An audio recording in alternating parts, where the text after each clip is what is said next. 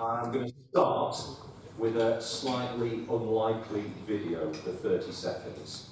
So, hopefully with use of technology, let's take a look at this.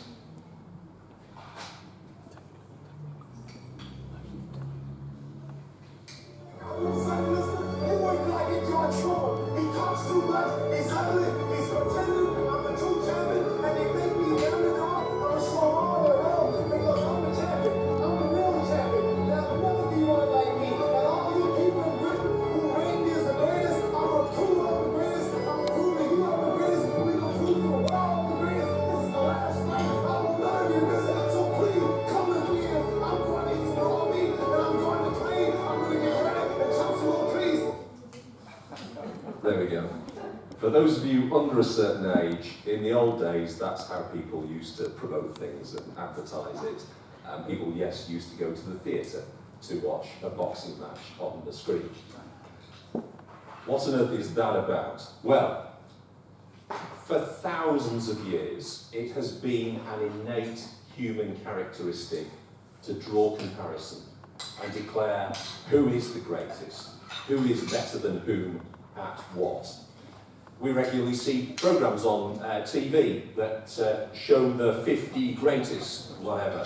So there was one recently which covered the last 50 years, which had the greatest children's TV programmes. Any guesses as to what might have featured in the top 3 over the past 50 years? Sorry? Sorry. Peppa Pig. Probably a bit too new for some people voting, so... Blue Peter. Yes, you see, got to go a bit more old school. Blue Peter was number 1. Any other guesses? Yes, Seth. The Clangers wasn't in there. Although I did watch a quiz show yesterday where there was a question about Major Clanger, who was the chief of the Clangers, apparently. Crackerjack. No, it was close, but no cigar. No, it wasn't Crackerjack. Any other guesses? Rainbow. Come on. I love Rainbow. Jackanory. Not Jackanory. Any more? Bagpuss. Tiswas. No. Bagpuss. Sorry? Magic Roundabout. Magic Roundabout? Bagpuss. Bagpuss. No. What's your man? My wife says I sound a bit like Professor Gaffel, but I'll tell you, I'll put you out of your misery. Grain Chill, which is about to be relaunched, was number 3. News Round, believe it or not, was number 2. Not sure who was voting, would have got in my votes. And Blue Peter was number 1. More controversially, The Guardian's top 50 Christmas songs last year. Last Christmas didn't even make it to the top 10. And Slade, Merry Christmas Everybody, wasn't even in the top 3. So, we like to think we've made so much progress. We like to think we're so sophisticated, and yet, let alone the last 21 centuries, this innate need to kind of decide who's the greatest, what do we think, it's not changed at all, and this was certainly something in biblical times. If we could just get the PowerPoint up. Give us a minute. Give us a minute. Okay. So, the other thing that has changed a lot in some ways and very little in others is how we view our neighbours. Now, Julia and I live in Old Station Road in Bromsgrove. It's a great name for a road because it's the old road to the station. So, New Road that everybody knows here, that is the Upstart Road. That's the new one. That only came along in about 1850 or so. But we live in the old road to the station. It's a lovely road. I know at least 6 or 7 of our neighbours really well that we chat to. But even though I say we know each other really well, you know, like I could say Dave down the road went for a lovely curry in Birmingham yesterday and went to his sons to watch the Villa game. We know lots of things like that. We still have a lot of privacy. There's a lot we don't know about each other. So news doesn't always travel between our neighbours that quickly. However, we're nearly there. If we were in Jerusalem, where it's rumoured the recipients of the letter to the Hebrews were, 2,000 years ago, people lived cheek by jowl, lived right on top of each other, right next to each other. They would notice everything that their neighbours said or did. Forget double glazing. They didn't have windows. And I'm not talking about computers there. You literally would know what was going on. There was no Facebook, but they didn't need Facebook because every rumour, every activity, I know what my neighbour's doing, I know what they're thinking, I know what they're saying. People would know that without technology. Therefore, if you had any particular religious beliefs that were, if you were a bit different, you were suddenly in the neighbourhood, you were a bit different, people would know. And that was the scene for the Hebrews. So, are we okay with the slides? Well, if we just play, I want the Colemans to look away because I have got a picture of, that's Old Station Road, and one more page forward, we've got a lovely picture of the first century house in Jerusalem. I know the Colemans are about to move, and they might feel their houses a bit like it. But this is what a house would look like, and that's two houses there. There's one at the, with the entrance up at the back on the right. You'd have a ground floor, and you'd have a ladder up to the next floor, and you've got an open doorway, and if you had the luxury of a space in the wall, you'd have the windows, and that would mean the neighbours could hear even more of what was going on. So, here we are, the Hebrews in this time living in houses like this, and they have got this Christian belief. They're different. They're different from the neighbours. They were, they were under threat, as I know Jonathan and Steve talked about in their talks. People were saying, looking at them, you believe something different, and they were thinking about switching back to Judaism, probably as a result of this pressure. And this was a world where they felt constant pressure to conform to other people's views. And again, that's something that hasn't changed a great deal in some ways.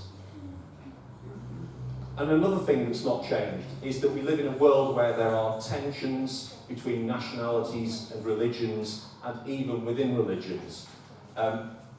This was no different in the first century. I've been reading very slowly a biography of Paul that I was given for Christmas, and apparently, as far as I've got so far, one of the things, it describes how the Roman emperor of the time was trying to sort of negotiate a bit of a deal with the people in Tarsus where Paul grew up, saying, and Tarsus, incidentally, that's in Turkey, I never knew that, saying, well, I'd like to, you can pray to your God, but I'd like you to pray to me as well, let's strike a bit of a deal. So this just gives you a sense of what some of the pressures were like for people. So, hopefully that sets the scene, and I'd like to ask Jonathan to read Hebrews 3, verses 1 to 6, which we're then going to step through. That's actually a lot better than our house also. It's more of a building site. Hebrews 3. Therefore, holy brothers and sisters, you who share in a heavenly calling, consider Jesus, the apostle and high priest of our confession, who was faithful to him who appointed him, just as Moses also was faithful in all God's house. For Jesus has been counted worthy of more glory than Moses, as much more glory as the builder of a house has more honour than the house itself. For every house is built by someone, but the builder of all things is God. Now Moses was faithful in all God's house as a servant, to testify to the things that were to be spoken later. But Christ is faithful over God's house as a son.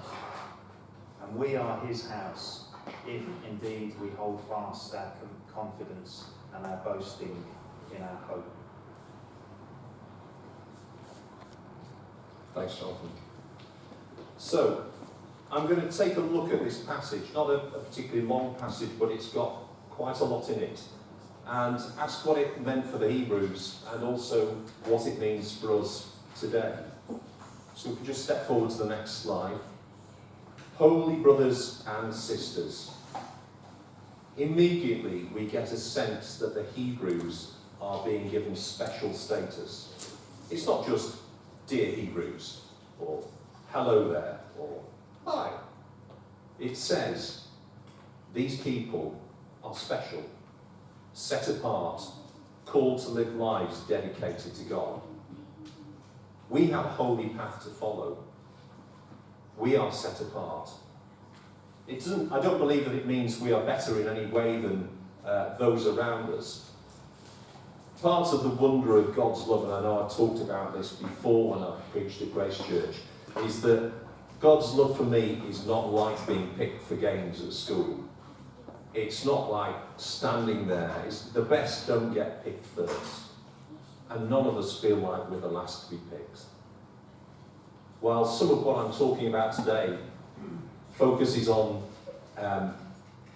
who is the greatest in God's eyes, we're all great. So we look at Jesus as the greatest, but in God's eyes, we're all special, we're all important. And however you may feel, whatever you may think, whatever's happening for you in your life at the moment, just remember one thing if you forget everything else that you've heard today, and that is for everything that is going on in your life, however you may feel right now, whatever you may or may not have done, God has chosen you, and you are special.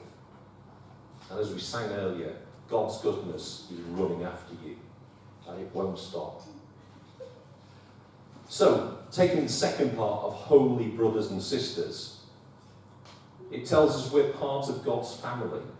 Taking the games analogy one step further, it's not like we've been picked for the team and we're on the team, but if we kind of let the boss down, we'll be off the team and trying to get picked again.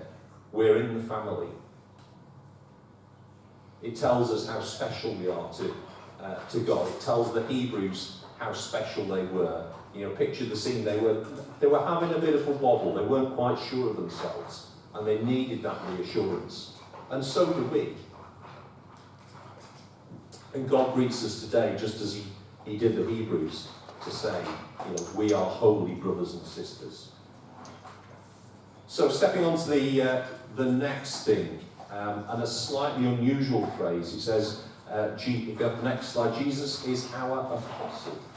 So, on the surface of it, it makes sense, but it doesn't. What does it actually mean? I mean, I usually think of the apostles as the disciples with one out and one in after Jesus' death and resurrection. They had to go out into the world without the security of Jesus' physical presence with them to spread the good news. And so too, Jesus was sent into the world to bring good news, you know, without the safety net. And he was exposed to all the dangers and all the challenges and all the politics of the world into which he came. He was God's ambassador, living a life of example and providing for us a place of security and a hope in our hearts. And more about that later. So, Jesus is our apostle. We then move on to fix your thoughts on Jesus. And those of you of a certain age, like me, will start becoming turn your eyes upon Jesus in your heads. But fix your thoughts on Jesus. What does this mean? So, in some translations, they use the word consider. The writer's asking the Hebrews to really think about it. Really think about Jesus. What does he mean to you? Where does he stand in your life? Think about your life and the people that are most important to you. Where does Jesus stand in relation to them? Is Jesus the Lord of all your life? Or are there certain situations or relationships where he just doesn't figure as much? And this thing about consider Jesus and really, fix your thoughts on Jesus, it's like the difference between how I write something and how my daughter Anna, who is studying English literature with creative writing at university, will write something. Let me explain. I'll write something, like today's talk. I'll go, that's all right, that's okay, that'll do. I'll work it out. The first draft is okay for me. But for a true student, and for Anna, she has to, as part of the degree, go back, review it, perhaps somebody else will critique it, really look at it, really try and get an understanding of what's going on, really understand the message. As Christians, are we being like me with my writing with a, oh, that'll do? Or are we really considering Jesus, thinking deeply about his life and his words and what they mean for each of us? It's quite a big challenge when you start to think about it. It goes back to that question that's a cliche for some, but has a great truth in it. It's like, what would Jesus do? How would that apply to my life? And we're early in a calendar year. It's quite a good time to be asking ourselves that in terms of what would Jesus do. So moving on to the next bit, we then get to Jesus has been found worthy of greater honour than Moses, a bit like the Muhammad Ali and the George Foreman and whatever. And who's better than who? Now, in saying this, the writer of Hebrews is not putting Moses down at all. Quick show of hands: how many people here have ever left an online review for something on the internet? Probably about half of us here. So we've left reviews for things. We've gone online. We booked a holiday recently. Very brave, I guess, given all the challenges we have, but we're the eternal optimists. I think it highlighted the differences in our family in terms of how we approached it. All the family were home. We have 3 children, Sam, Adam and Anna, who were late teens to early 20s. Sam's very organised. Sam just wanted to get on with it. Let's get this done. Let's get it booked. So I've got it in my calendar. I've got something to look forward to, and that's really good. And that feels great. Me, I'm a mathematician by background, so I wanted to look at the numbers. I wanted to look at the facts and figures. I wanted to understand. We're hoping to fly to France. I wanted to understand what time the flight landed so that I wouldn't find myself driving around a dark lane in France at 11 o'clock at night trying to find a holiday property with only a wind-up torch to help me. And I speak from experience when I say that. You can picture the scene.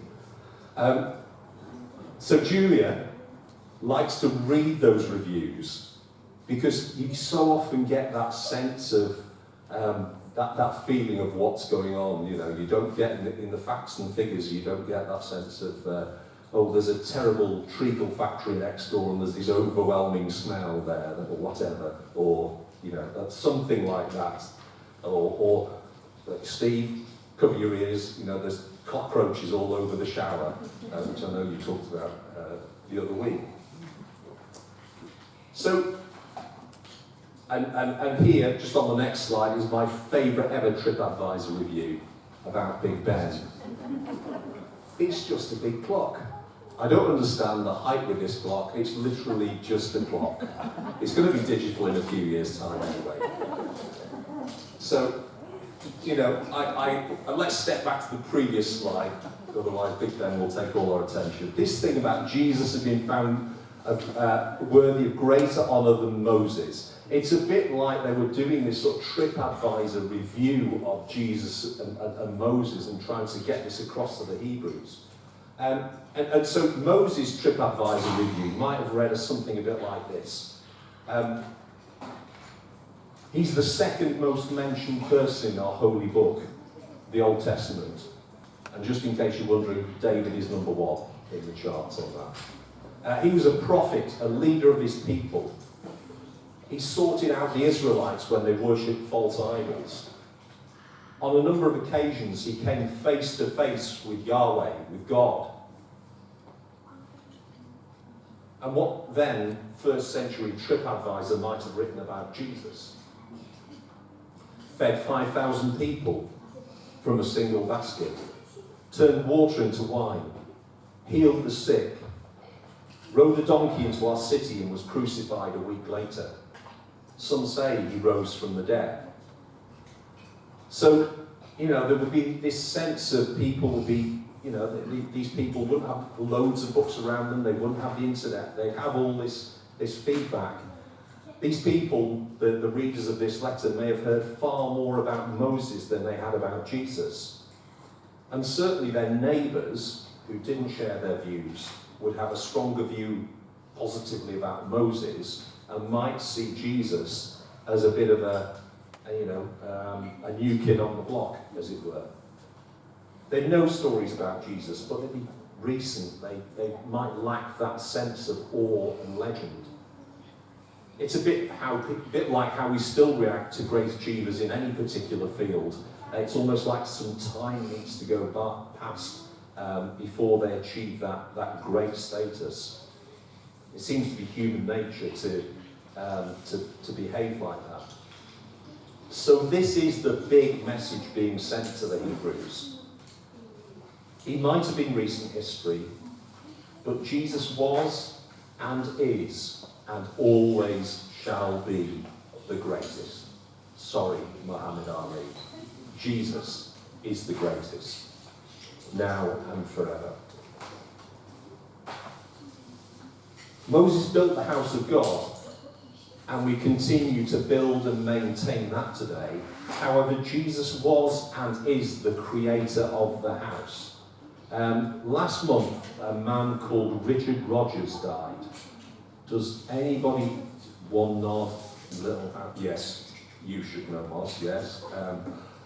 Right, let's do it. Let's just look at some of the things that Richard Rogers created. So if you go to the next slide. Thank you. Does anybody know what this is or where it is? Moz knows. Sorry? It is the Pompidou Centre in Paris. It's an amazing place, and that's the staircase going up the outside of the building. Right, next slide. Does anybody know what this is or where this is? Moz again, top of the class. This is the Lloyd's building in London. Once described by Prince Charles as a monstrous carbuncle, but you can't keep everybody happy. But this amazing building again, and it's got the lifts are on the outside of the building, and those sort of curly bits, probably staircases and things like that. And then the next one, if we just go to that, people will probably recognise this one. This isn't. Does anybody know the nickname for this one? It's not the shark. Close. It's called the cheese grater, because it's got that sort of slopey thing. So that's in the middle of London, quite an amazing building. And Richard Rogers was the architect who designed these buildings. And he designed them, and he tried to challenge people's perceptions about how buildings should be. And finally, let's just go to the next one. This is the first one he did. This is in Wimbledon. It's the house that he and his wife had, and it's fantastic. You can see right the way through it, lots of light into there. And if you'd had £3.2 million 9 years ago, you could have bought it. But it's not for sale. And that's by Wimbledon Common. But it's great because it really challenges people's views. So the thing about the reason for showing you all these is, if we then said, right, who built these? Nobody remembers. Richard Rogers had that inspiration. He thought about, it's the creator who's most notable. And whilst Moses was truly amazing, leading his people through the deserts of the promised land, it's Jesus, the creator. Jesus is the one who shapes and inspires us. It is Jesus who's the greatest. And a bit like this, and we'll come back to it, I'm sure later when we get to Hebrews 12, re-emphasising it, saying Jesus is the author and perfecter of our salvation. Talking of the greatest, Lego's often been voted the greatest toy of the past century.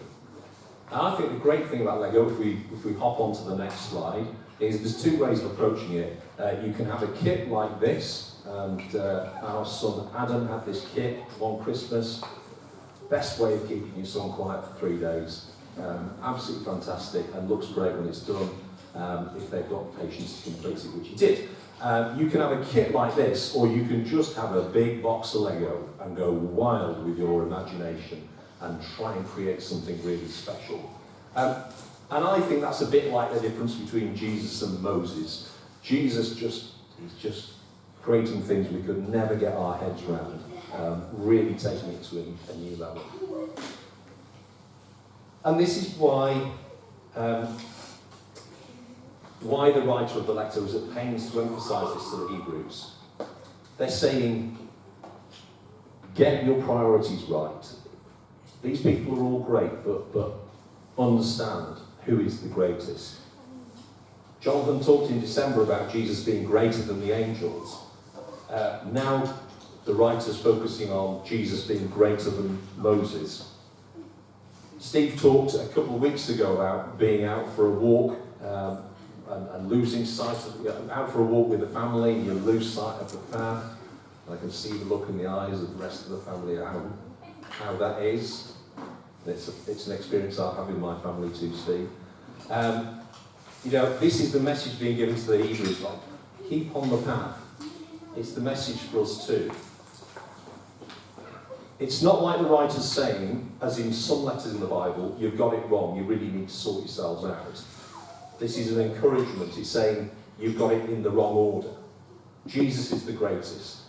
The others are good, they have their place, but Jesus is the greatest of all. So moving on then, we are the house of God. And the icing on the cake of all this is just that we are part of this amazing house of God. You and I have chosen to be part of that amazing creation with Jesus as our friend and Saviour. So, what does this mean for us in conclusion? For the Hebrews, I imagine it was a difficult passage to take in. They would have had a really strong sense of their Jewish history and heritage, with Moses at the heart of it.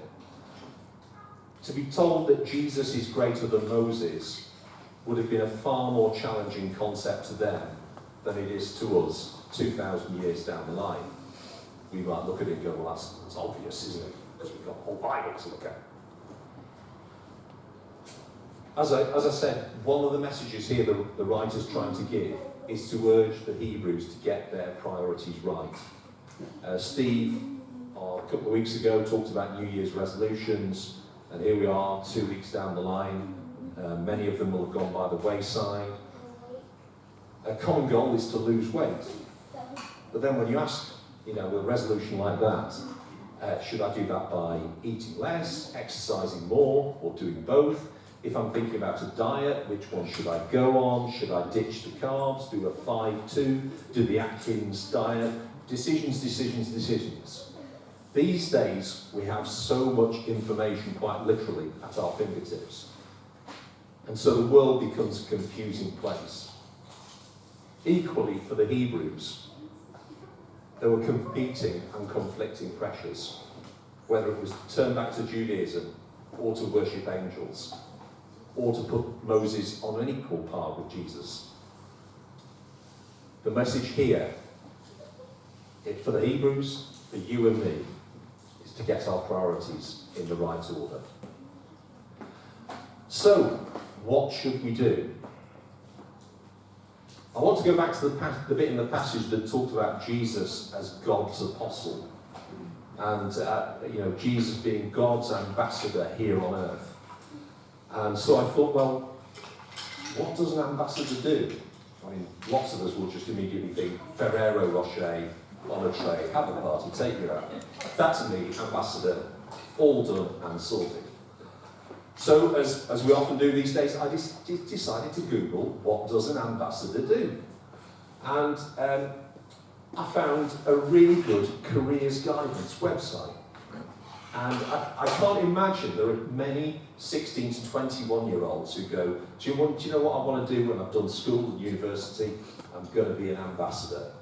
But if there are websites out there, and they'll tell you what it's all about and the sort of skills you need. And actually, it drew some really good parallels for me about the things we need to think about as Christians. And here are 4 things to finish. 4 things that it says. And I just want to look at each one and draw a parallel. Ambassadors have a wide range of responsibilities dealing with foreign relations. Each task is carried out in a diplomatic manner that's made to meet the needs of the ambassador's home country whilst keeping a positive relationship with that country. So, for me, as Christians, that's a bit like our job is to represent God in this world, to meet God's needs whilst having a positive relationship and a positive influence on the world. Number 2, one of the most important responsibilities of an ambassador is to notify their home country of any economic or political developments in the host nation. So, as Flick talked about it earlier, about how brilliant it is to pray, for me, this is about praying. You know, this is about, God, you wouldn't believe what's happening in my world, or, you know, I want to pray for this situation. I really want to talk to you about this. This is what's going on, whether it's good or bad. We pray, we tell God about it. Another responsibility of an ambassador is to act as a representative of their current country of origin. They offer up their country's home position on many political, social and economic platforms. They also meet with important political leaders and greet or host other diplomats. Well, as Christians, we're God's representatives on earth. We're called to share and publicise the Christian faith and the Christian view on things. Not an easy thing in my experience. Also, that bit about meeting leaders and diplomats, well, as I already mentioned, the people who matter to God are not necessarily the leaders of nations or groups. Everyone in creation matters to God. So even though it's a big challenge, that's who we're called to engage with. Everyone.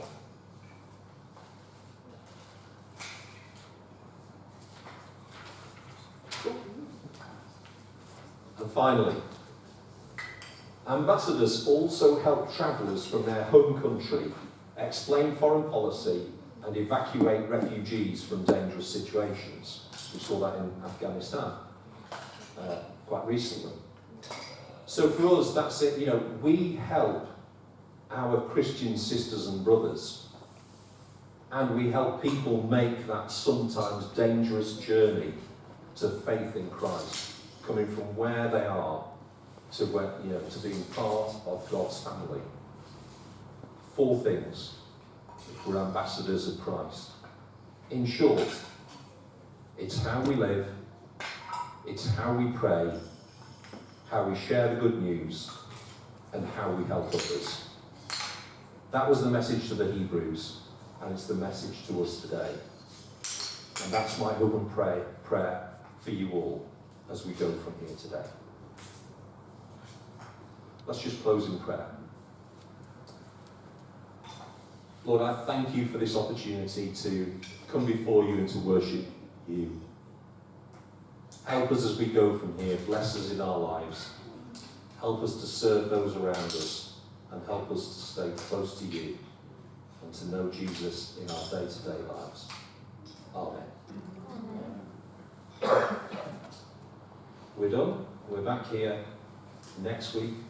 See you all then.